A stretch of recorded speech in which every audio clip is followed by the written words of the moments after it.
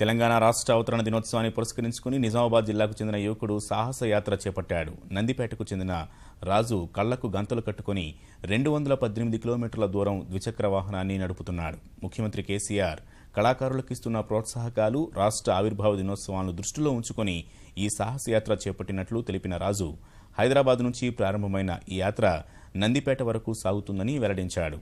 ద్విచక్ర వాహనం వెనుక జాతీయ జెండాను ఏర్పాటు చేసి రాష్ట్రాలు వేరైనా దేశం ఒక్కటే అనే భావనని కలిగిస్తున్నాడు. 4 జిల్లాల మీదుగా ఈ యాత్ర సాగనుంది.